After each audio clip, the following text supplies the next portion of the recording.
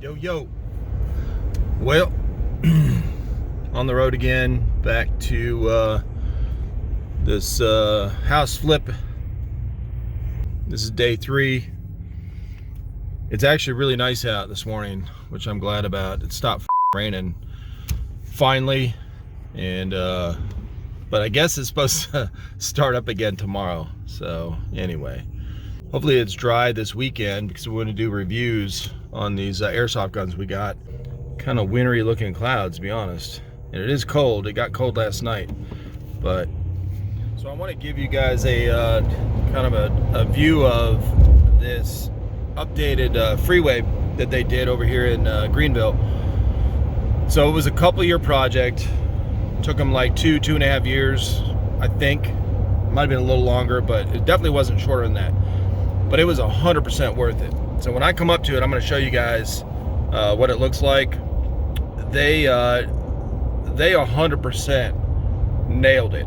Like, this thing is awesome. So what it is going through one of the busier streets that connects to the freeway here is Woodruff Road, and that area was really congested because you had a really busy street, which is Woodruff Road, and then you had 385 going into 85. So it was this big interchange, and it wasn't set up right. It wasn't set up for the amount of traffic that has been that's been here for the last bunch of years, because all these people moving here because South Carolina is awesome. So one, gun laws f***ing awesome.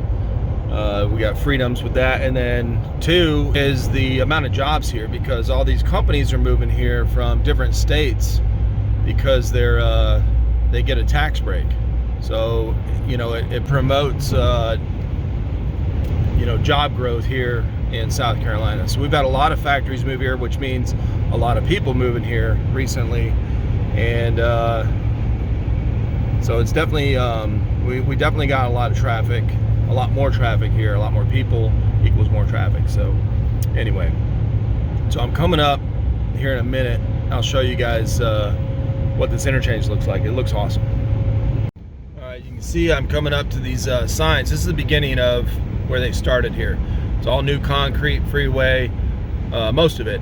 Some of it is blacktop when it comes up here, but they widened it. They added all these different lanes for all the different ways you could go. It's beautiful. Like, there's no traffic jams here anymore in the morning.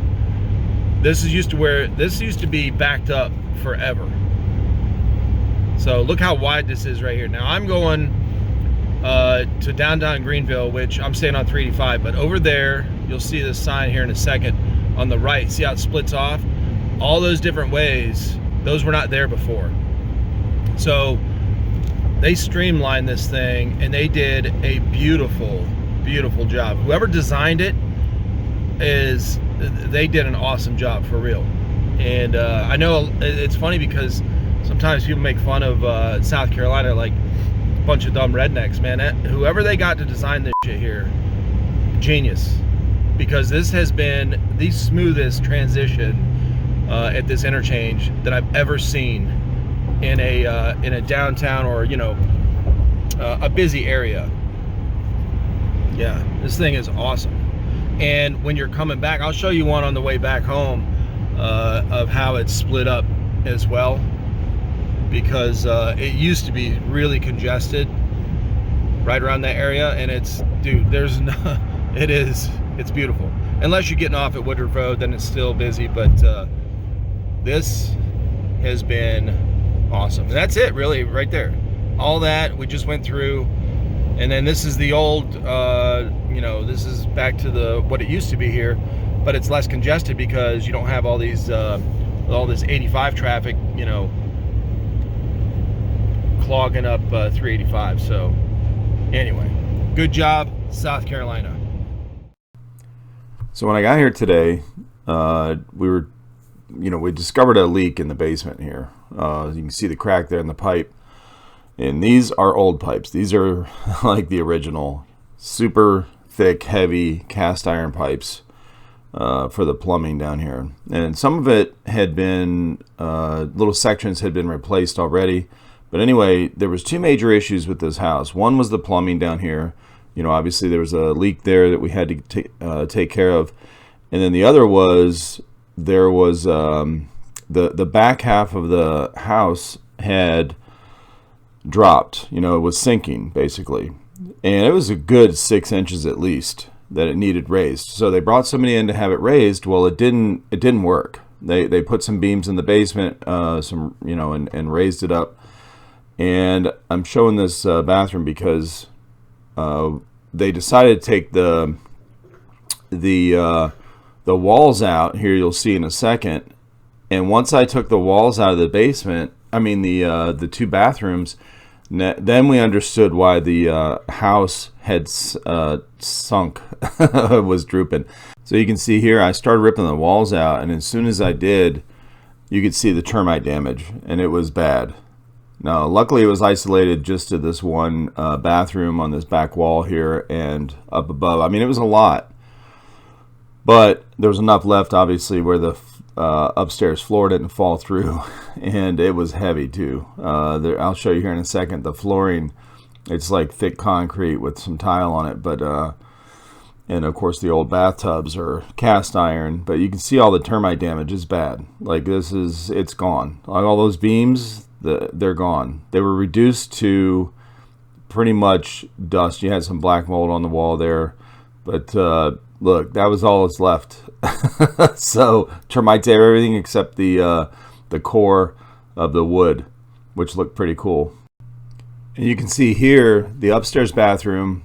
You can see that joist drooping right there. You can see the new plumbing next to it, but they didn't know the floor was drooping that bad. Really lucky it didn't fall through them. You got about 800 pounds around there upstairs from the tub and the flooring. I'll show you the flooring here in a second. So this is all eaten out as well. So let me show you this as I go along here. You'll see right there a section of the concrete floor and tile that I started breaking out. So you can imagine how heavy this stuff is, you know. And the upstairs bathroom is built the same way. They're identical units. And so this thing was, there's a lot of weight up there. Now you'll see, before we did anything, once I ripped the walls out and we saw all the damage, and we saw that, you know, floor drooping up there, we immediately built a frame there, you can see, to help support that upstairs floor so nothing fell through, because the flooring was still up there, the concrete and all that, and the heavy-ass tub. So, you know, there was a lot of weight up there. And then, you know, this is the subfloor underneath this hardwood floor. And of course it's all eaten out and rotten out, and you know, you can see all the way through there. But the other thing I did, so I ripped all those walls out, and then of course all that needed replaced.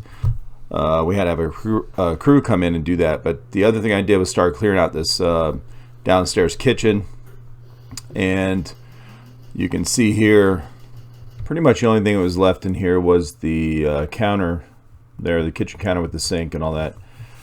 So we had to get a little creative because I had to leave the faucet attached. The shut-off valves were old, and as I tried tightening them to close them, they wouldn't close all the way and they would drip. So, and we couldn't get the main water shut off. The valves were stuck, so we had to have the city come out and do it. But anyway, got all this cleaned up and swept up, and it looked nice. Get it out of the way. And then, you know, of course, a lot of trips to the dumpster with all this stuff. So out the side door, into a wheelbarrow, and into the dumpster. And by this time I was exhausted, so it was later in the day. It was time to go home, and had a nice relaxing drive home. And I think I went home and drank to ease my sore muscles.